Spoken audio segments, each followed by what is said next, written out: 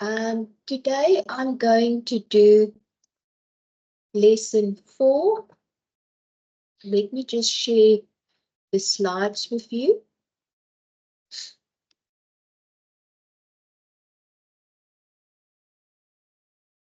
We are looking at chapter 8, qualitative research methods. You'll see that the learning outcomes are in the textbook in chapter 8.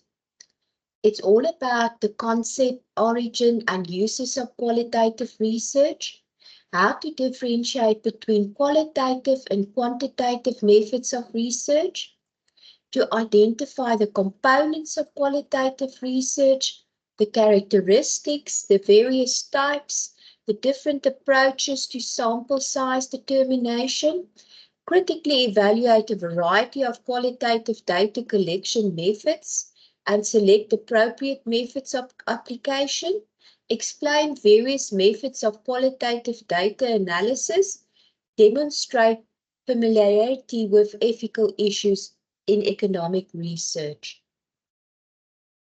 If we continue, you'll see the different concepts that's important are also in the textbook. So I'm really just providing an overview. You can go and read more about all these. So what is qualitative research? Qualitative meaning qualities, looking at qualities instead of quantities. So more descriptive research.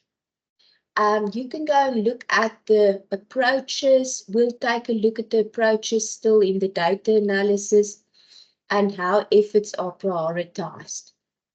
The characteristics, especially if you look at participants' meanings, doing more inductive research, the researcher as the key instrument, multiple sources of data, for example, with interviews that you undertake. Types of qualitative research design is, for example, more descriptive studies, case studies, grounded theory study, participatory action research, ethnography. Ethnography is where you look at people's environment through participant observation, for example, historical research, and ephemerology at the end.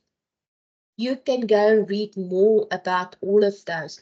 So it's all about theory, concept. For example, a conceptual framework, you need to outline the concepts. The research questions is there any evidence that this study has already been done? Is this a problem that can be addressed through research? So identifying and negotiating access to sites and individuals, very important.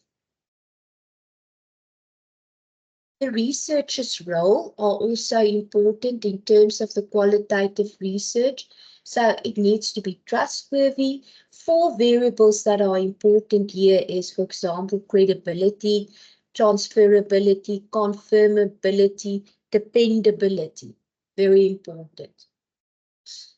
The approaches then to determine a sample size. If, for example, you have to go and determine a sample size for the interviews that you are going to conduct. I had a PhD student, and I'll show you the example at the end of this presentation that he did. He, for example, looked at the determinants of PhD success at UNISA, but specifically at KEMS, the College of Economic and Management Sciences.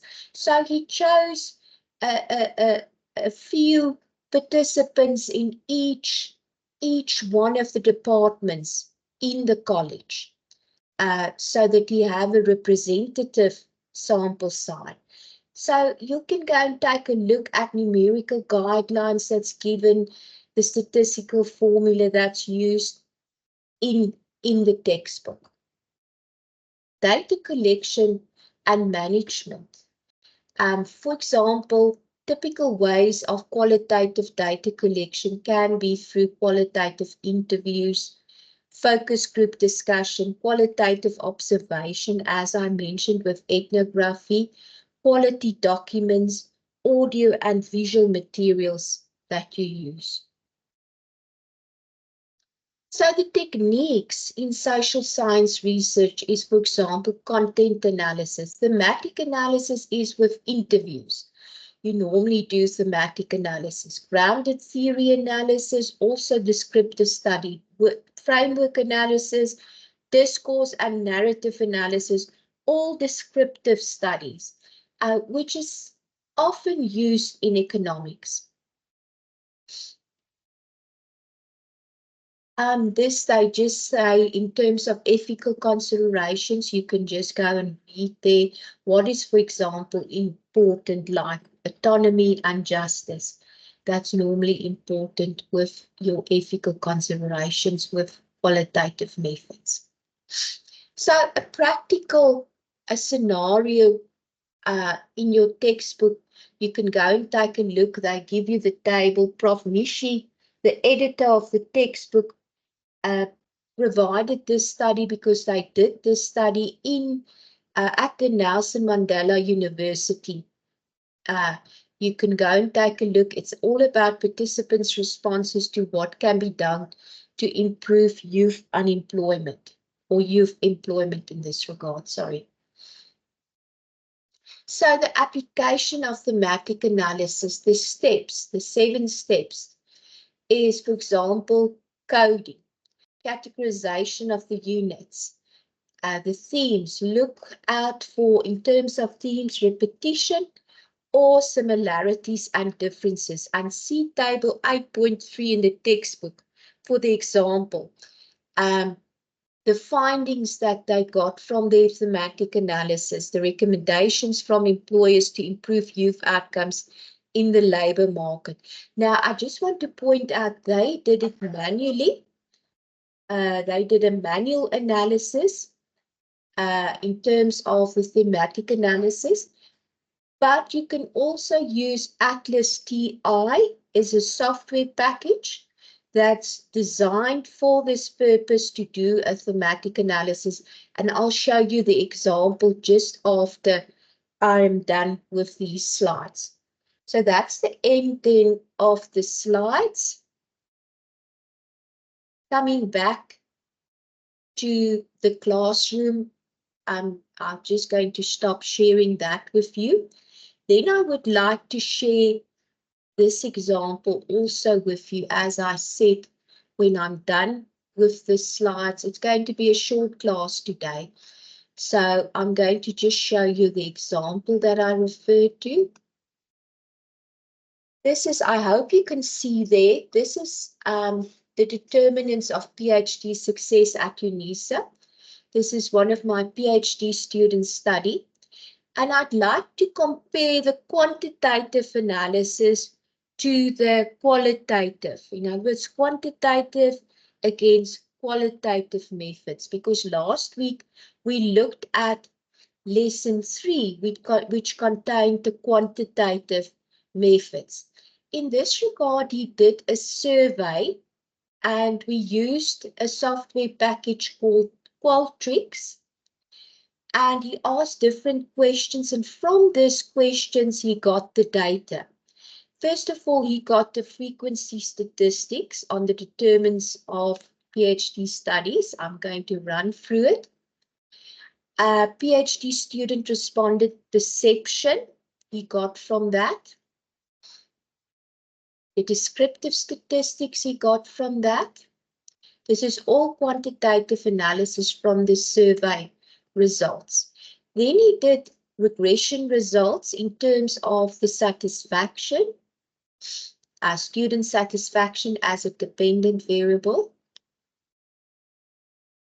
I'm just running through it, and then obviously he explains all the findings. Another dependent variable was being on schedule. That's the PhD student being on schedule. And he did the regression analysis from that. Another dependent variable was the intention to quit. And he did the regression results from that.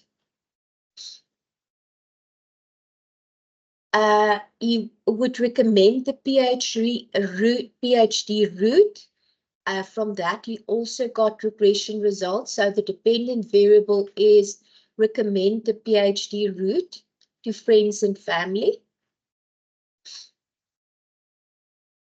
And then he looked at the response on financial support from these PhD students. He discussed remedial approaches that can be followed from the PhD students, from obviously the survey.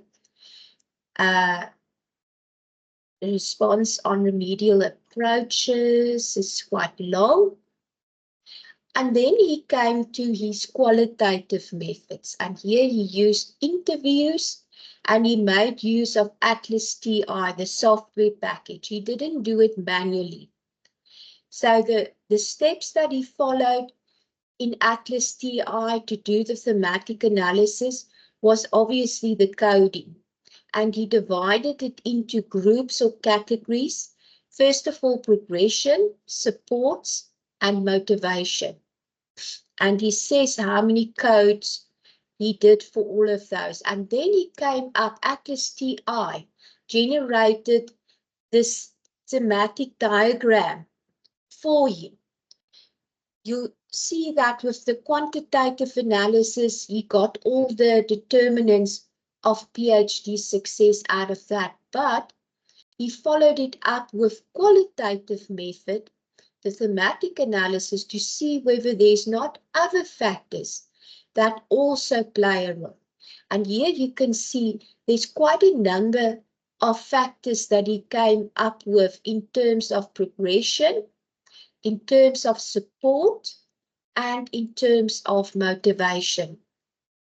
For example, motivation, personal motivation and dedication towards the study. Your level of interest in the study. The study needs to be aligned to your field of interest. In terms of support, workstation support and supervision factors in the interview. Access to resources in the interview.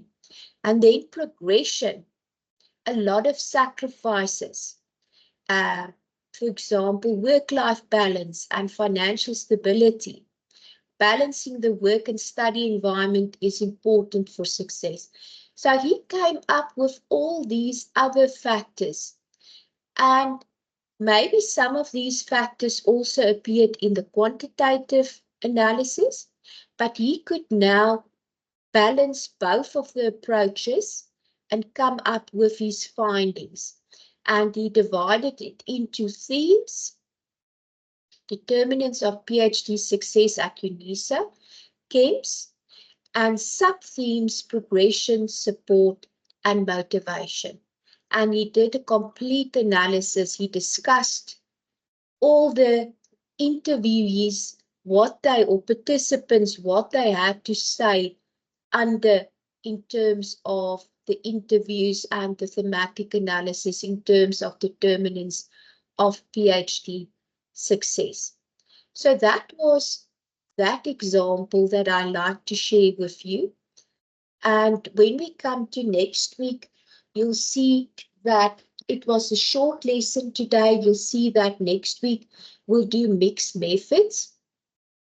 Let me just stop sharing. And we'll take a look at how mixed methods are done then in terms of both qualitative and quantitative methods. And this week, please note that assessment 3 will open up on Friday, and you need to do that also. So a short lesson. Thank you so much for your attention. I'm going to stop the recording. I've stopped the recording. Let me just see. Stop.